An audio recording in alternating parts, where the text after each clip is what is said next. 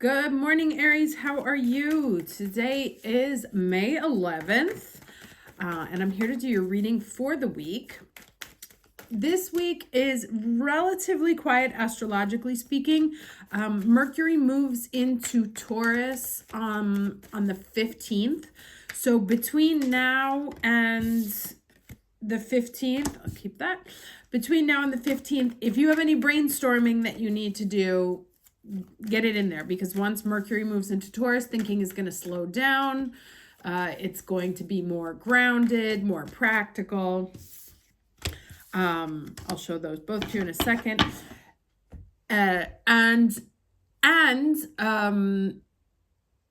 As Mercury moves like into Taurus in his first degrees, his first action is a square to Pluto on Friday, the 17th.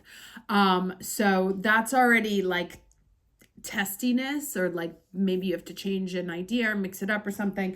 So that's really the only watch out transit of the week, I would say. But other than that, use that Mercury in Aries for the next few days to...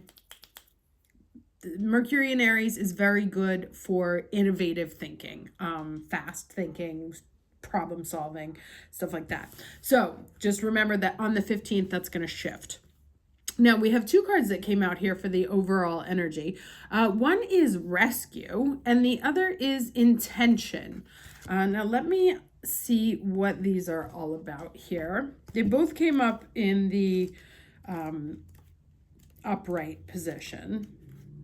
So intention says, your objectives will be fulfilled at this time. Inspired intentions are like magic arrows shot into the sky.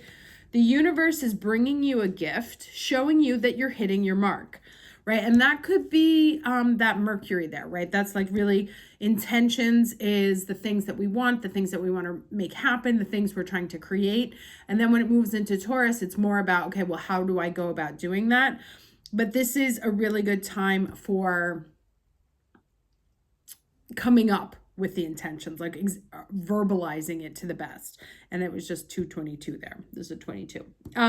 Okay, so it says, recognize that you're not the one who has to do all the work, which is interesting because there's this rescue card here.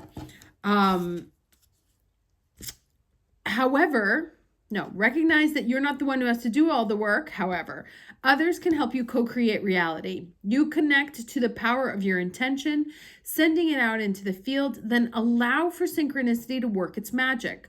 Perhaps the good intentions of others will inspire you to send out beautiful ones of your own. Own the life you want to lead and live deliberately with clarity and detachment. Okay, so I'm not actually going to read this rescue card. To me, this says that there may actually be someone else who comes to your rescue, or who helps you come up. This is the owl sitting on the egg, right, waiting for it to hatch. They may stimulate your thinking. You may be thinking, oh, I need a partner.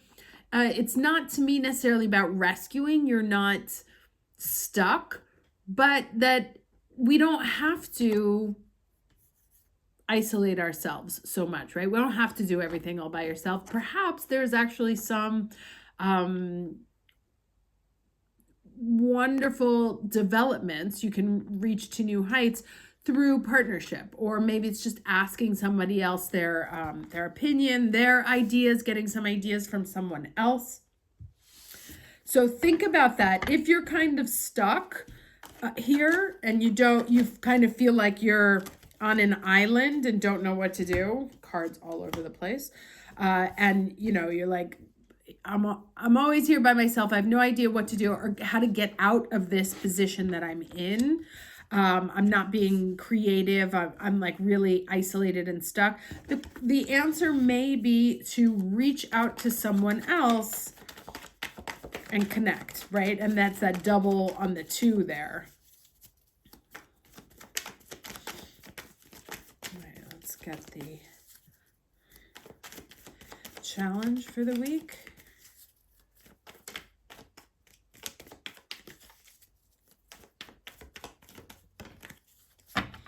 Okay, interesting. Yeah, I'm not surprised to see this card here. This is the Three of Wands. I actually at first glance thought it was the Three of Pentacles, which is all about collaborating. But the Three of Wands, this talks about experiencing in the traditional tarot. The Three of Wands is all about standing, looking, waiting for things to come to you. And it's very much about manifesting. It's all about the process. But I do think, there's like lots of lone figures in here. And I feel like there's someone else, like you're intent on experiencing this by yourself. But I do feel like there's someone else who can help unlock another level of experience for you. Right? That there may be sort of a stubbornness to, no one can help me, I'm going to do this myself, but there might be some person, some figure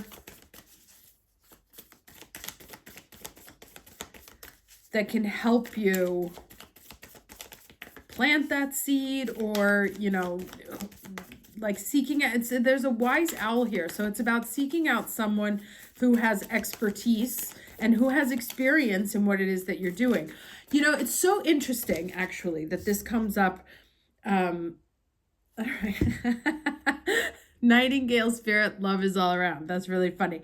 And we have another bird here with okay, so it's interesting because this morning I was paying attention to this woman that I have followed on YouTube.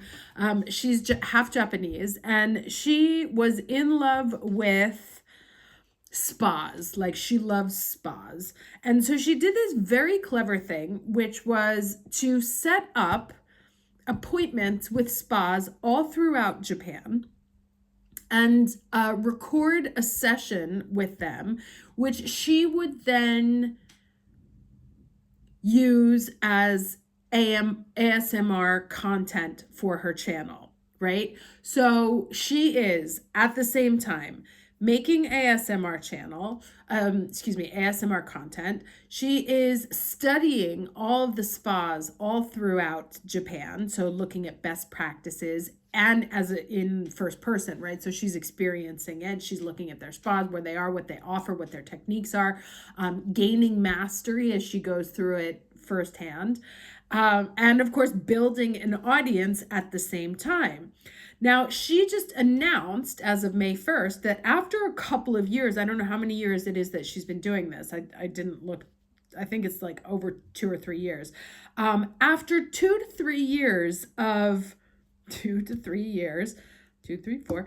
After 2 to 3 years of going to every spa in Japan to have very specific treatment, give them publicity, right? Because she's promoting their channel, opening them up to a foreign audience. She opened her own spa, right? And now all of the people that have been following her for 3 years know that,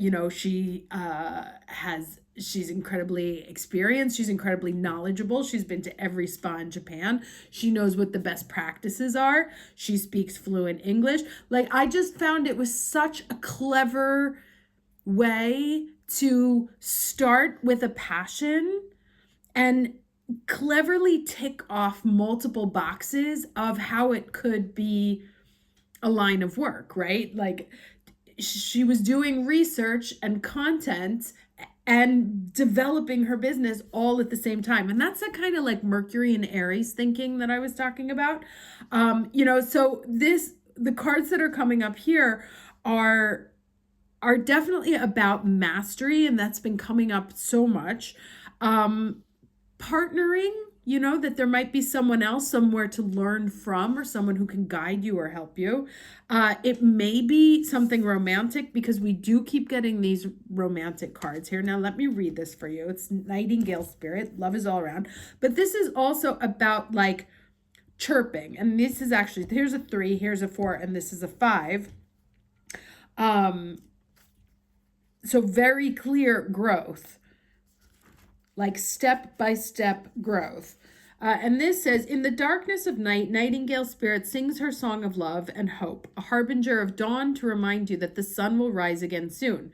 You are so loved, and the illumination song of the Nightingale spirit calls you to a new level of self-awareness and connection with the light.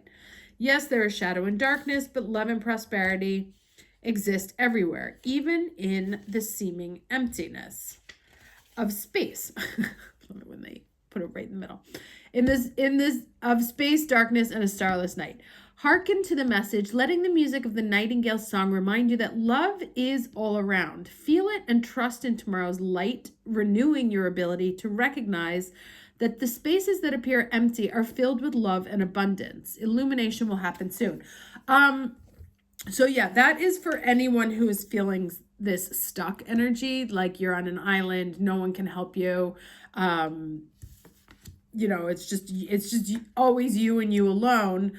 I think the question, like, the energy's kind of, how can you use these experiences that you've had, which may have been pleasant, which may have been not pleasant, right? How can you transform them into something, like the woman did? She was interested in spas. She did ASMR content. She opened her own. Like, what is that process of the thing that you're struggling with, that you can have it transform into something else? Why did I not take my deck? I did here.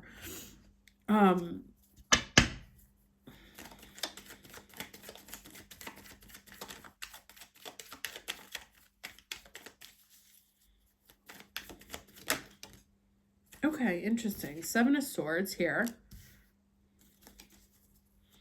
2 more cards, please.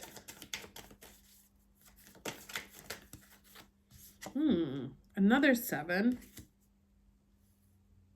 And this 7, this confusion 7, keeps coming up. 9. I was like, is that a 7? Shut up. Okay, so there's a lot of reflection here, Aries. I don't know. It's like you feel cheated, you feel confused, you feel a little scammed. You can't find what it is that you're looking for. It's like you know it's there, but you can't tap into it. Let me see what else comes up here. I'm going to get more cards. Give me one more, at least.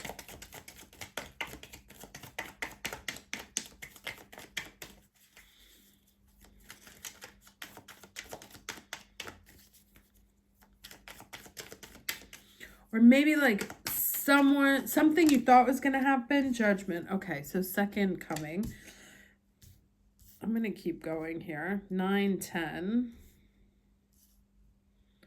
9, 20. Sorry. I can count.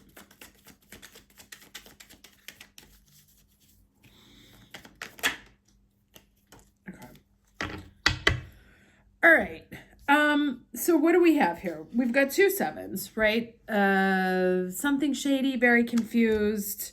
The Hermit is looking back on this situation, trying to figure out exactly what the lesson is, what there was to be, what was I supposed to take from this? And this Nightingale spirit said the exact same thing, to seek out the light in the darkness, and that communication was going to be coming soon, that even if you were still feeling dark or in the dark, literally like mentally in the dark, that some light was going to be shed soon. Now, the thing that was coming to mind because of all of the birds here that are happening, Jupiter moves into Gemini on May 25th. Jupiter in Gemini is all about communication. Jupiter in Taurus has been all about seeding and planting rich, something rich for the future. Very 7 of Pentacles energy, where it's like it's not growing, but you're just kind of like wait and see energy. And I can feel the frustration here in the sense that things aren't manifesting as quickly as you'd like.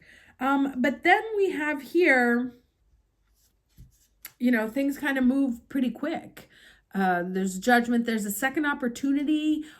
There's getting a call. This is the second trumpet or trombone that we see here. So that is communication of actually you're in a better place than you think, or a call that gets you to like some sort of idea that puts it all together, right? And is like, oh, okay, that's how I could use this. That's what I could do with this, right? Because there's this experiencing, there's this intention. It's like you have all the pieces there, but you haven't been able to put them together as a clear picture yet.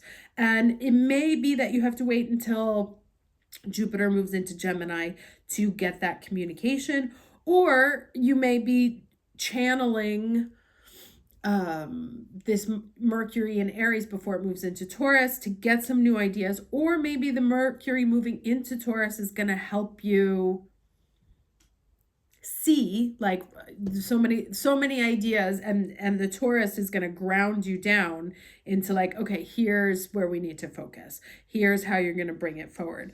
But there is definitely a change of energy here from a very deep confusion and feeling cheated from the past,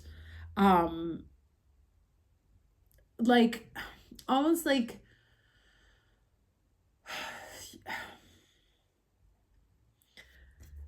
you thought you'd found it, it wasn't it. And so you kind of feel cheated. It's like, well, now what? I did my work, I put in the time, put in the effort. I don't understand. And you may be discounting that experience, right? That there's some way that actually you can use it, or that experience was intended to happen to give you a clear intention on how to get out of that position, right? How to not feel, oh, this is a 7-2. That's crazy. How to not feel isolated and hopeless, you know?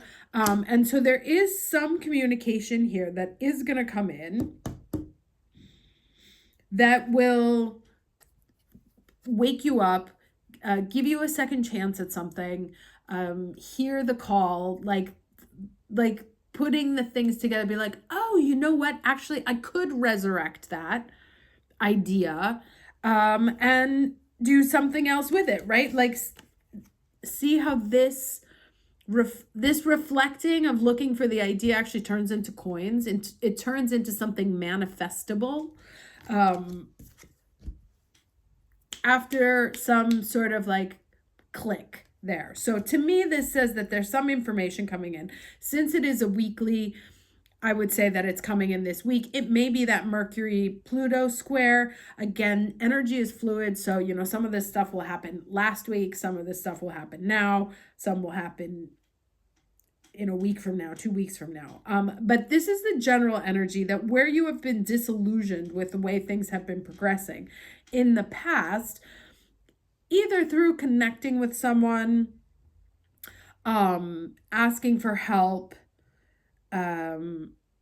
taking on a partner. There's some interaction, phone call, email, song, I don't know what it is, where you're like, oh, actually, you know what I could do with that? You know what I could do with that thing that I thought was dead but isn't dead? You know, you may have had a project that you thought was going to be awesome and it died, and actually it comes back to life. Or you just start to see something,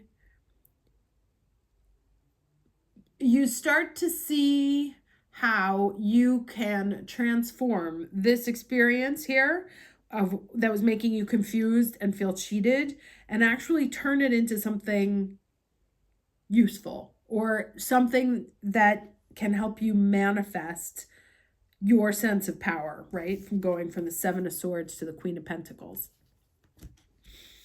All right, let's get some final advice here.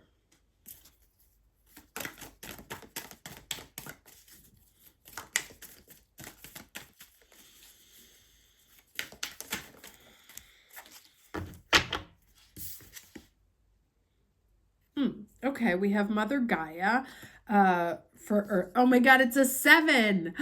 You guys, that's the 4-7. Lucky number 7, right? That's crazy. Okay.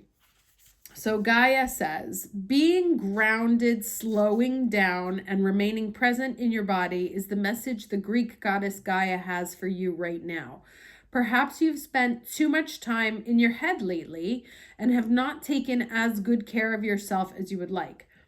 Get into a rhythm, make sure you get enough sleep, commit to spending more time in nature, and eat sustainably with conscious awareness. Gaia, the earth, mother of all life, invites you to pay attention to your body, for you are a creature of the earth as well as spirit. You are part of this living earth, which is the foundation for all of life that has a physical form. What form does your life take? This is the perfect time to take a closer look to ensure you're happy with it. And that could be this thing right here. You're also asked to examine the foundation of what you are building now. Does it feel solid and stable? Now is the perfect time to focus on stability, and that is 100% that Mercury and Taurus right there. Focus on stability and security, ensuring you move forward in a grounded way. The goddess Gaia reminds you that the earth is the playground for conscious manifestation. So be respectful of this truth. Okay, so yeah, so actually let's add on to this. So much nature here, so many flowers, so many blooming flowers, so much nature, right? Like these two really echo each other. These two echo each, like they all kind of repeat the same theme of really something beautiful blossoming. That was here. and in order for it to blossom, right, have to have clear intentions, may need help of someone else, but also to examine where things are shaky and shady and confused and tighten that up as well.